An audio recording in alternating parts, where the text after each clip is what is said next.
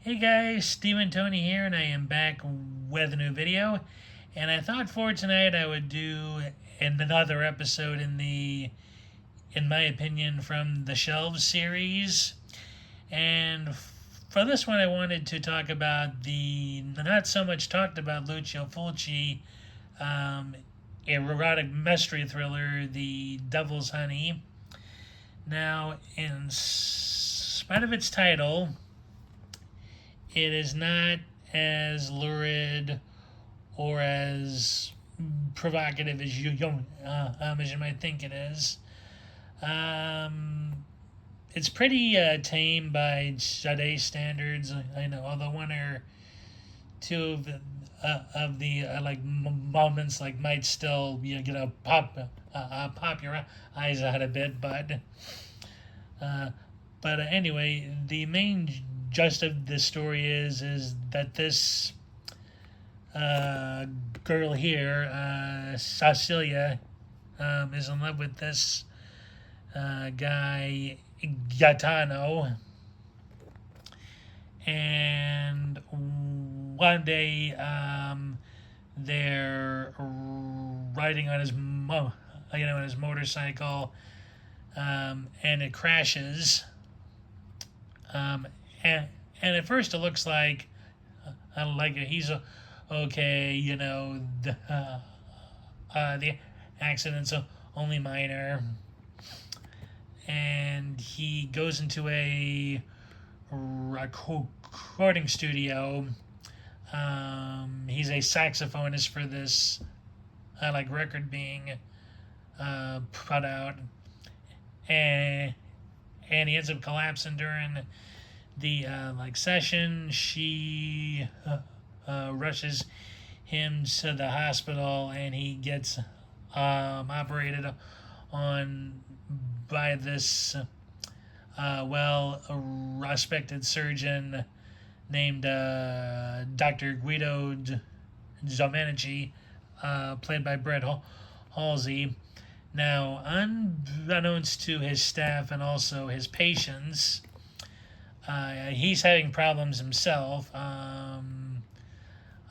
His wife is unhappy that he can no longer be intimate with her, and they're arguing all the time. And in spite of several attempts to save the marriage, she finally has it, and walks out on him. So he's not really in a good place mentally or emotionally, and Gaetano ends up dying on the table, and it sends Cecilia over the edge, and she ends up kidnapping the doctor, and exposes him to all these crazy tortures, both physically, mentally, and sometimes emotionally. But as this time progresses into weeks, and I believe maybe into a month or something, weird things start happening that change the whole dynamic.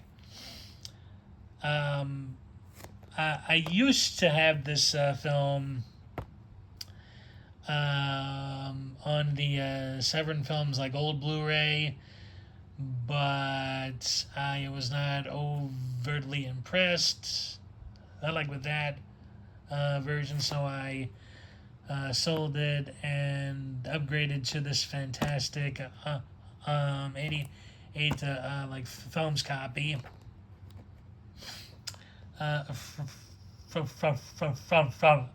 there, Italian line, of course.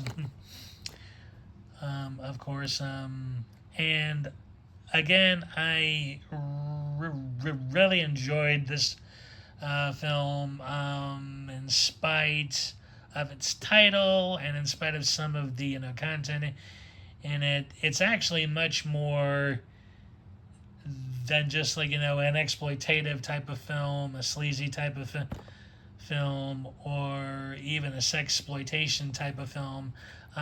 It goes way beyond that, because we end up learning a lot about the characters played by Halsey, and I believe her name is Blanca Marcelash. And for any of you who are Dario Argento buffs, she is the sister of Christina Marcelash, who was in Argento's opera. Yeah, like not quite as prolific as her sister, but she was excellent in this. We actually learn more about her through the progression of the film. After she kidnaps the character played by Halsey, although he does learn something about himself, through the whole ordeal. But she ends up going through the biggest change. The Salash character. Like that is just like more of a typical like thriller. These two characters at one point end up being revealed as very broken, very complex, and somewhat damaged people. People who end up, I don't want to give away too much, but they end up finding out that they aren't so different from each other in very unusual ways. And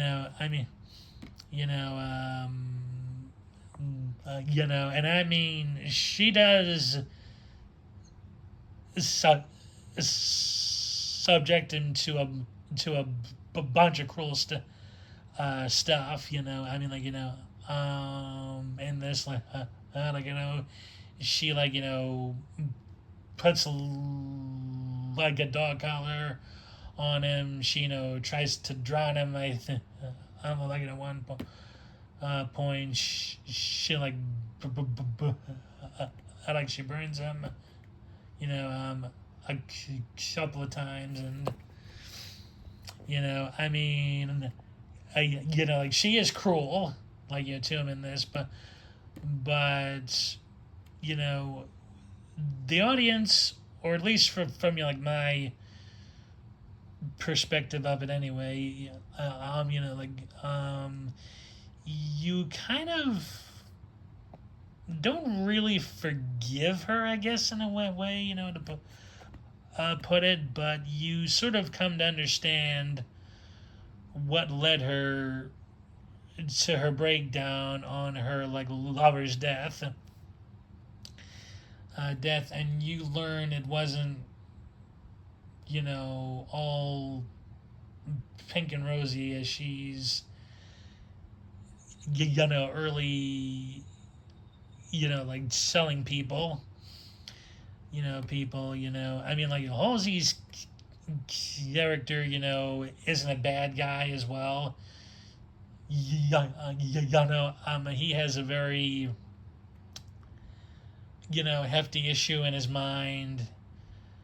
For whatever reason, he can't overcome his intimacy issues, and it shows we're just dealing with two people who are on the brink of being totally shattered emotionally on some level, and we end up feeling for them in a very odd way, and you actually do feel bad for them, after a little while. You really can't, condone her actions, early on, and you can't say he was like entirely a victim either, but like just something like their interactions once they actually listen to each other at some point in the next when like that happens, we kind of get to know them ourselves a bit, and oh, it's like very hard, like explaining this, like not that it's complex or like Fulci's going, over the on the ends his heads.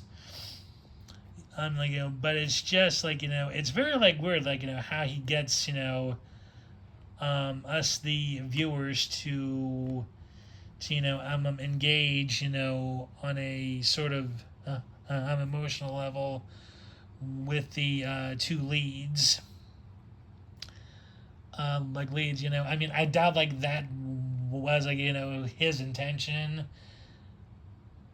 Like that's how it came off to me. But I was actually quite surprised about the turn it took when they started listening to each other, like and certain truths start coming out, like and the hinted possibility in a very weird, bizarre, and totally surreal way,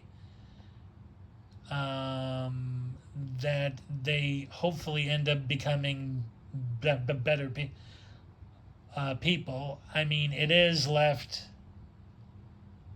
ambiguous come the finale, but I mean, like I sort of left the film like hoping that maybe this has made them better, people on some level, and even if not better people, at least more enlightened and self-aware of who they are. And as I said, both Marshall and Halsey are great in the film. French pen-up star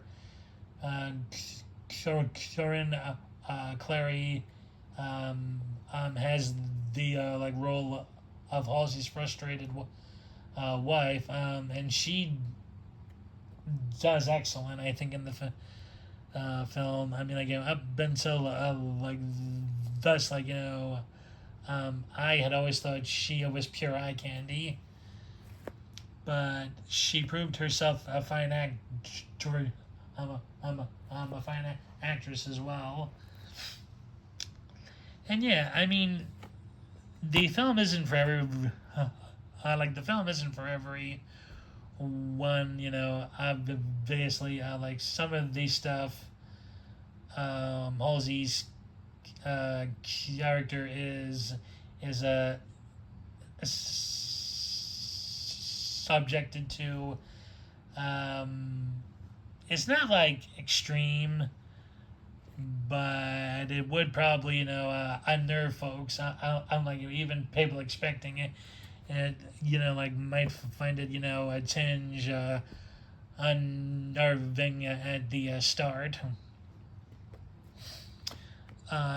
but the payoff I thought was totally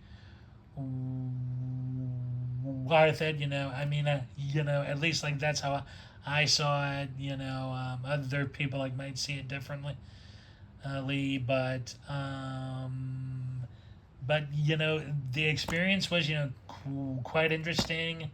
I enjoyed it, and I do recommend it for fans of Fulci.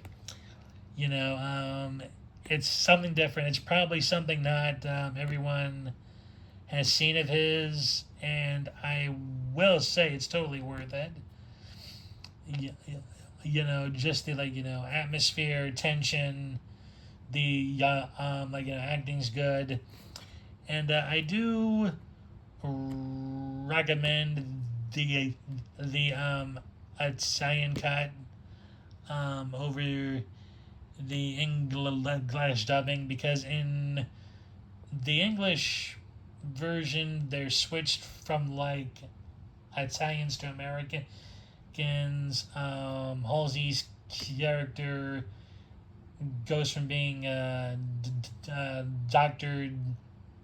Domenici in the Italian uh, version to Dr. Wendell Simpson in the U.S. cut.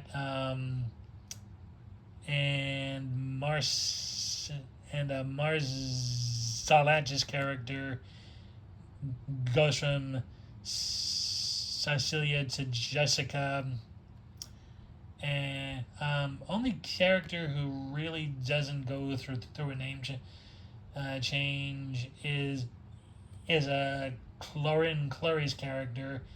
Only change really is the surname to Simpson. Which boggled my mind. I don't know how it changed like that radically when it was dubbed for U.S. release. So, I would recommend this to Fulci fans, and for people who like similarly subject-wise films of that's nature. And again, it's not for everybody, but it is strangely and surreally compelling in its own way. And that is it. Thank you for watching. I hope you enjoyed this video. Please leave that like, and hit that notification bell if you haven't subscribed yet and still would love it. And I would still like to for more content. And please